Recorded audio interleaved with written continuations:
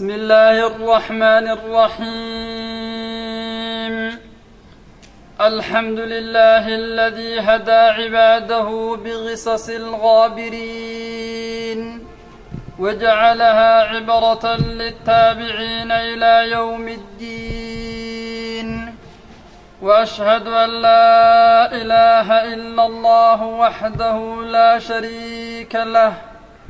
وأشهد أن محمدًا عبده المصطفى ونبيه المجتبى ورسوله المرتضى، بعثه بالنور المضيء. وأشهد أن سيدنا محمدًا وعلى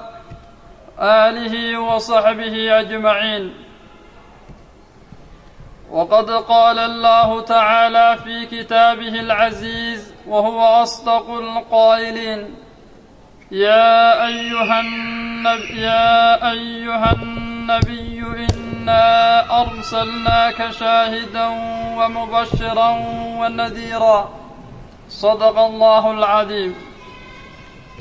ولا ليال إن شاء الله تعالى halkan waxaan isaga soo jeedin doonaa mowduuc ku saabsan nabiyullaahi Muxamed fadligii uu lahaa calayhi salaatu wasalaam. mowduuceenna waxaan maanta u doorannay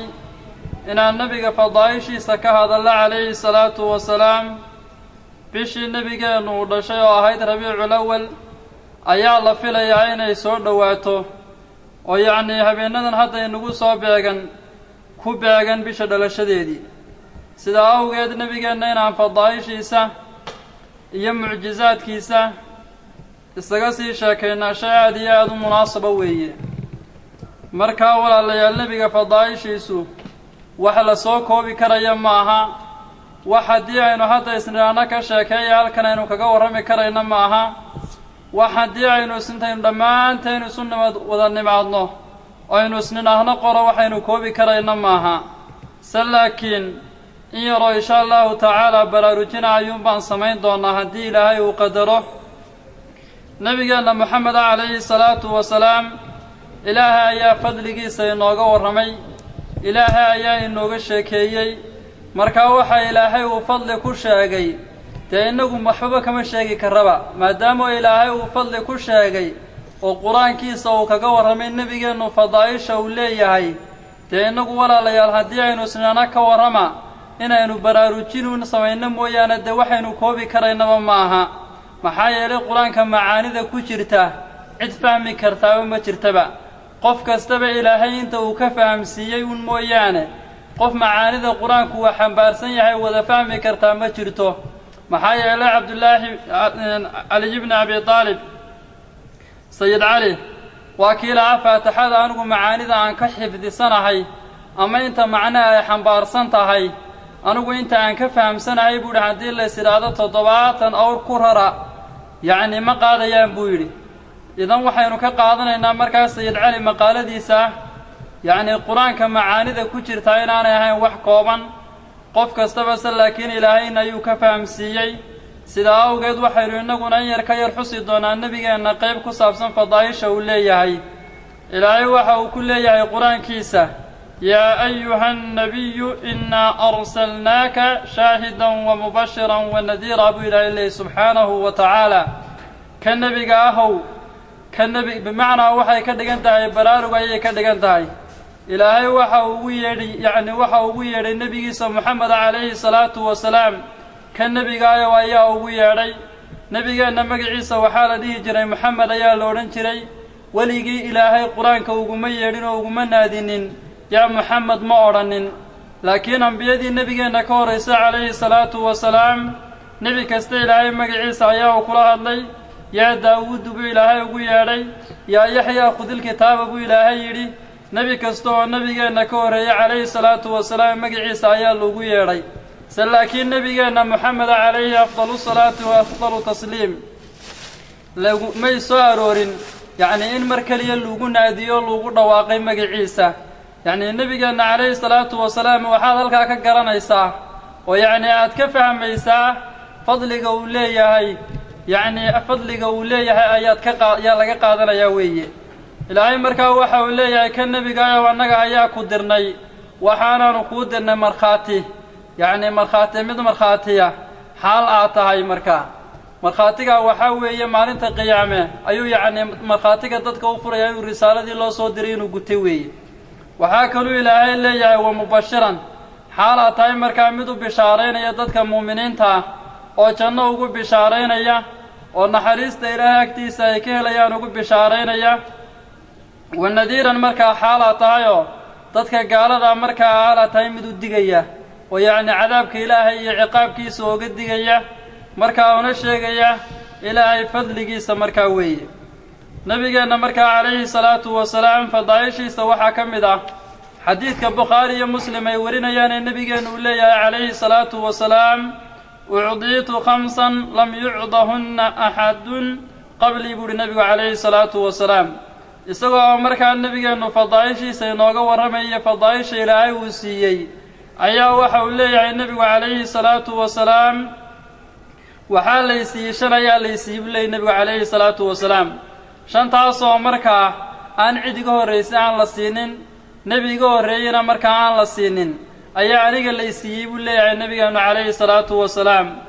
markaa nabigu waxa uu leeyahay ta koobaad waxa weeye nusirtu birru'bi masirata shahrin markaa aan gaalada aan ku soo socdo in bil loo socdo markaa aan u jiro ayaa yaani argagax lagu tuurayaa weeye oo yaani markaa aan meesha yaani aan joogayo meesha iyagu ay joogaan marka la isu eego in bil loo socdo iyadoo ay u dhaxayso ayaa iga sii argagaxayaan waxay markaa ka mid tahay fadaaisha nabigeena la siiyay ka mid tahay calayhi salaatu wasalaam waxa kaloo leeyahay nabigu waxa la siiyo talabaada wajucilat liyal ardu masjidan wa dhuhura ardada waxa la iga dhigay aniga oo la iga yeelay masjid iyo tii daahira ayaa la iga yeelay yaani waxa weeye markaa yaani maqsuusaadka nabigeena ay ka mid tahay in qofka muslimka ah ummatul muhammadiya kamid meel kasto yaani dhulka kamid oo ku tukan karo salaakiin anbiyadii hore halka way naga duwanaayeen waxay nooga duwanaayeen waxa weeye iyaga yaani mawaadiic khaas ah amba se maqsuus ah ay kaga ansixi jirtay salaadu oo loo galay inay ku tukadaan salaakiin nabigeenu waxa uu kaga duwan yahay calayhi salaatu wasalaam waxa uu leeyahay meel kasta oo yaani ardada kamid ah waxa la iga yeelay masjid ayaa la iga yeelay tii daahirana waa la iga yeelay markaa daahirnimadaas waxa weeye loogama jeedo yaani xataa xitaan meeshu hadii ay nijaasaysantahay ayaa lagu tukan karaa loogama jeedo yaani waxa weeye nabigeenu sida uu tilmaamaya calayhi salaatu wasalaam waxa la iga yeelay markaa mid daahira oo markaa lagu tukan karaya ayaa la iga yeelay buu leeyahay nabigu calayhi salaatu wasalaam markaa wuxuu leeyahay fa ayyama rajulin min ummati adrakatuhu as-salaah يعني نقف كستا ومديدا كمدا ومركا صلاة أي ميل كواليشو فليصليها كنت كذبوا لي النبي عليه الصلاة والسلام ماشي أي كواليشو قف كستا ومديدا كمدا كنت كذو يعني وحويا مركا ميل لينا لقد ميل قارينا لقد تكن كرنا ميل كستا مركا لقد تكن كرايا لقى قادنا يوي النبي فضايش اللسيي وكلوا لي النبي عليه الصلاة والسلام وجعلت لي الغنائم يعني وحكى الله لي غنائمتا ayaa la iibneeyay oo markaa aniga la xalaaleeyay walam tahilla li ahadin qabli nabi aniga iga horeeyay amba saciid iga horeeyayna aniga marka yaani xalaal oo ma ahayn qaniimadu salaakiin aniga ayaa la xalaaleeyay buu leeyahay nabiga calayhi salaatu wasalaam maxaa yeelay anbiyadii nabigeena ka horeysay sida uu rasuulkeenu tilmaamay calayhi salaatu wasalaam yaani qaniimadu mid u banaan ma ahayn marka yaani laba qaybood ay ka koobnaayeen qaybaan jihaadku baan u banaanayn iyo marka qayb ay jihaadku u banaanaa laakiin qaniimada laga xarimay oo marka gaalada ay dagaalamaan ay qaniimaystaan marka tabaya iman jiray oo naar ayaa iman jirtay ka bacdina way cuni jirtay marka ummadaha xalaal oo ma ahayn way qaniimadu laakiin nabigeenu wuxuu leeyahay calayhi salaatu wasalaam aniga xalaal ay tahay buu leeyahay waxa kaloo leeyahay nabigeena Muhammad calayhi salaatu wasalaam وأعطيت الشفاعة وحاكلوا ليسي شفاعة الله شفاعة العظمى يا ليسي ومركان وعنكار الله بلي النبي عليه الصلاة والسلام وكان النبي صلى الله عليه وسلم يبعث إلى قومه خاصة وبعثت إلى الناس عام بلي النبي محمد عليه الصلاة والسلام ambiyadii aniga iga horreeyey waxay ahaayeen yacni nebi kasta qoomkiisa ayaa loo diri jiray nebi kasta qoladiisa isagu markaa uu ka soo jeeda ayaa loo diri jiray sidaa waxaa dhici jirtay sanadada qaarkood inay ambiyo badani markaa isku soo gaadhaan oo ay wada joogaan adduunyada laakiin nebigeennu waxa uu leeyahay calayhi salaatu wasalaam waxaan kaga duwanahay aniga waxaa lay diray yacni wabucithtu ila annaasi caama dadka oo dhan ayaa lay diray markaa jin iyo insiba waa lay diray buu leeyahay nebigeennu calayhi salaatu wasalaam markaa fadaaisha nebigu walaalayaal wax la soo koobi karaya maaha waxaa kaluu leeyahay nebigeennu calayhi salaatu wasalaam oo ka mid ah yacni fadaaishiisa waxaa ka mid ah xadiidka imaamu albukhaari uu soo saaray oo abaa hurayra uu ka warinayo can abi hurayra uu warinayo waxa uu leeyahy rasuulkeenna moxamed wuxuu yidhi calayhi salaatu wasalaam ana sayidu waladi aadam yowma alqiyaamati wa awalu man yanshaqu canhu alqabru wa awalu shaaficin wa awalu mushafacin buu leeyahy nebigeenna moxamed calayhi salaatu wasalaam anugu waxaan ahay ilmo nebi aadam sayidkooda ayaan ahay yacnii mudanahooda ayaan ahay buu leeyahy nebigeenna moxamed calayhi salaatu wasalaam maalinta qiyaame waxa aan ahay buu leeyahy rasuulku calayhi salaatu wasalaam qofka u horreeya ardadu markaa ka soo baxaya qabriga ayaan ahay waxa kaloon ahay buu leeyahy nebigu calayhi salaatu wasalaam ka u horreeya ergeynaya ayaan ahay waxaa kaluu leeyahy nebigu calayhi salaatu wasalaam ka u horreeya ee laga shafeeco aqbalaya ayaan ahay marka nebigeennu ummadda u ergeeya calayhi salaatu wasalaam waa laga shafeeco aqbalaya marka xadiidka waxaan ka qaadanaynaa fadliga nebigeennu uu leeyahay marka ambiyada kale uu ka fadli badan yahay baan ka qaadanaynaa maadaamuu nebigeennu uu leeyahay ana sayidu waladi aadam sayidnimadana macnaheedu waxaa weeye sida yacni culimmadu ay tilmaamayaan bisifaati alcaliyati waalakhlaaqi asaniyati weeyaan yacni sifo sarraysa oo markaa aada u sarraysa iyo akhlaaq markaa iyaduna sarraysa weeye sayidnimadu waxa weeyaan qofku inuu yeesho sifo aada u sarraysa iyo markaa akhlaaq iyaduna aada u sarraysa inuu yeesho weeye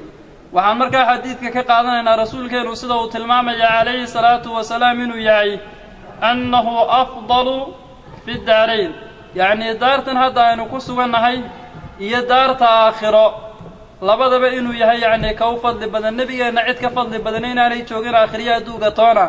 ayaan ka qaadanaynaa markaa xadiidka maxaa yeelay nebigeennu wuxuu leeyahay calayhi salaatu wasalaam ana sayidu waladi aadam markaa xadiidkaa fadliga nebiga ayaynu ka qaadanaynaa weeye yacni markaa maadaamuu nebigeennu uu yahay calayhi salaatu wasalaam uu leeyahay waxaan ahay ka u horreeya ee shafaaco qaadaya yacni ilaahay ummadda shafaaco weydiinaya ayaan ahay uu haddana leeyahay nebigeennu calayhi salaatu wasalaam ee ka u horreeya ee laga shafaaco aqbalaya ayaan ahay shafaacada markaa lafteeda ayaan bal yar ka yar xusaynaa shafaacadu aad ayay u badan tahay se laakiin waxa ay ka kooban tahay qayb nebigeennu khaas la yahay iyo qayb markaa nebigeenna aanu khaas la ahayn nebigeenna calayhi salaatu wasalaam ee shafaacooyinka maalinta qiyaamahu shafaaco qaadaya waxaa ka mid ah ashafaacatu alcudmaa shafaacada la yidhaahdo shafaacadii weyneed ayaa ka mid ah marka ummaddu yacni maalinta qiyaamaha ay isu yimaadaan ee kolba nebi ay u tagaan in nebi kastaaba uu cudurdaarto ay nebi aadan ka soo bilaabaan in nebi aadan uu yidhaahdo anugu geed layga nahaye ayaan cuno ilaahay ayaan caasiyey maadaama ilaahay aan caasiyana maanta ilaahay isma hortaagi karayo markuu yidhaahdo ee ambiyada ay soo wada maraan ee markaa ambiyada allana mid kasta oo ka mid uu cudurdaar u sheegto ayay nebigeenna u imanayaan calayhi salaatu wasalaam dabeetna nebigeenna waxa uu ku qowlayaa maalinta aanan laha aniga ayaa iska leh waa shafaacada markaa nebigeennu uu leeyahay laydhaha shafaacatulcudmaa weeye iyo markaa shafaacadan iyadaa nebigeenna ayaa gaar laha calayhi salaatu wasalaam walaa yushrikuhu fiiha axadun baan leenahay cid la wadaagsataa ma jirta markaa shafaacada caynkaasa shafaacooyinka waxaa ka mida nebigeennu maalinta qiyaame ummaddiisa u shafeeco qaadayo shafaacatuhu liahli اljannati fii dukuuliha falaa tuftaxu اljannatu liaxadin qabla nabiyina moxamedin sala allahu calayhi wasalam waxaan leenahay waxaa ka mida nebigeenna moxameda shafeecooyinkiisa maalinta qiyaame ummaddiisa u ergeynayo dadka ahlujannaha marka inay jannada galaan nebigeennu yacni ilaahay u weydiinayo waxaa kaloo yacni in aynu xataa xitaa nebiga yacni uu tilmaamayaa maalinta yacni jannada nebigeenna cid ka horraysa inaan loo furayna calayhi salaatu wasalaam cid nebigeenna ka horraysa oo jannada loo furayaa inaanay jirin markaa nebigeennu dadka ahlujannaha ayaa uu ilaahay markaa u weydiinayaa inuu u ergeynayaa kabacdina waa laga aqbalayaa markaa ay jannada gelayaan weeye waxaa kaloo nebigeenna shafaacooyinkiisa ka mid a maalintaa qiyaame ee dhibaatada aad u farada badan leh ay jirto markaa ummaddu meel kasta meelo yaacaan aanay garanaynin waxaa ka mid ah uu nabigeenu u ergeynayaa liqowmin min alcusaati min ummatihi qad istawjabu nnaar qayb markaa cusaada oo nebiga caasiye calayhi salaatu wasalaam oo ummaddiisa ka mid ah kuwaasoo marka hore naari ay ugu waajibtay markaa dunuub ay galeen sababteedana ay ugu waajibtay markaa nebigeenna ayaa u ergeynayo ilaahay ayaa uu weydiinayaa markaa waa laga shafaaco aqbalayaa nebiga shafaacadiisa ayay jannada ku galayaan duulka caynkaasa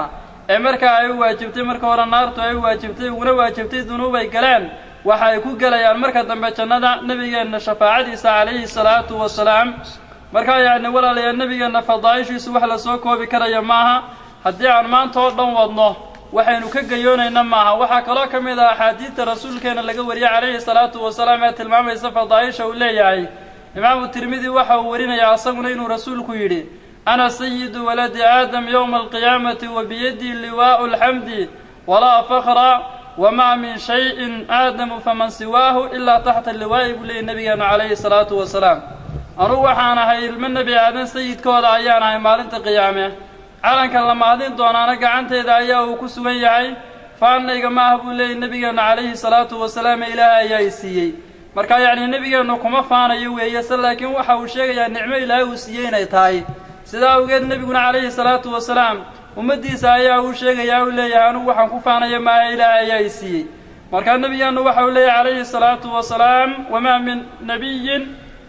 aadamu faman siwaahu ilaa taxta liwaa'i nebi ma jiro yacni ambiyadii ilaahay ka mid ah aadamu iyo faman siwaahu xataa xitaa nebi aadan iyo cidda ka soo harhsan ilaa taxta liwaa'i maalintaa ayada ay qiyaamadu ay dhici doonto yacni waxay hoos imanayaan badiiradayda iyo calankayga ayay hoos imanayaan buu leeyahay nebigeennu calayhi salaatu wasalaam waxaa markaa nebigeennu uu tilmaamayaa fadaa'isha uu leeyahay buu ummadda oga warramayaa markaa innaguna inaynu isaga warranno oo nebigeenna fadaa'ishiisa ilaahay uu siiye aynu ka warranno shay markaa loo baahan yahay oo lagama maarmaana weeye maxaa yeelay nebigeenna calayhi salaatu wasalaam innagu waxba uma siyaadin karro ilaahay ayaa yacni dhammaystiray sidaa innagu markaa waxaynu keliya oo laynooga baahan yahay inaynu isaga sheekayno oo dhexdeenna markaa aynu darsino oo markaa dadka aynu barro dadka markaa loo sheego weeye waxaa kaluu leeyahay nebigeennu calayhi salaatu wasalaam xadiid laftiisa imaamu tirmidi uu warinayo wuxuu yidhi rasuulku calayhi salaatu wasalaam idaa kaana yowmu alqiyaama kuntu imaama annabiyiina wa khadiibuhum wa saaxibu shafaacatihim khayra fakrin buu leeyay nebigu calayhi salaatu wasalaam maalinta qiyaama marka ay ahaato waxaan ahaanayaa buu leeyay nebigu ambiyada ilaahay soo diray kow imaamka ayaan ahaanayaa waxaan ahaanayaa kow khudbadaynaya ayaan ahaanayaa maalinta khudbadda akhriyaya la dhegaysanaya ayaan ahaanayaa wa saaxibu shafaacatihim ayaan ahaanayaa markaa kuwa yacni wa saaxibu shafaacatihim baan ahaanayaa shafaacadoodana kow saaxiibkaan ayaan ahaanayaa buu leeyay nebigu calayhi salaatu wasalaam hayra fakrin arrinkaa asagiina mid iga faana ma ahee mid ilaahay i siiyey weeyaan buu leeyay nebigeennu calayhi salaatu wasalaam marka axaadiidta ka warramaysa nebigeennu fadaa'isha uu leeyahay walaalayaal waxaynu soo koobi karayna maaha waxaa kale oo ka mid ah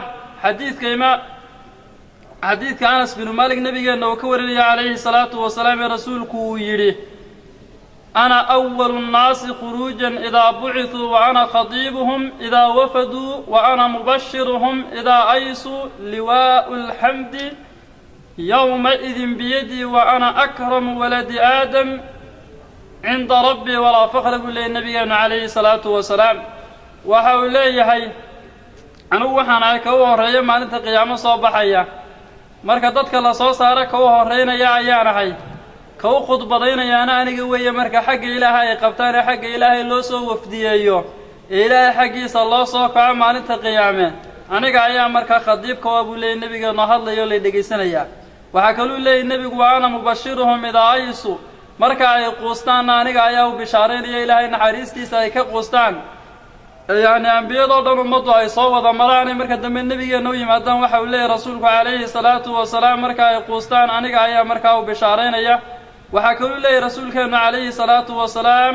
liwaa'u alxamdi yowmaidin biyadii calanka la mahadin doonee badiiradda maalintaa ummaddu ay ku farxi doonaan ee ay mahadin doonaana gacanta ayay igu sugan tahay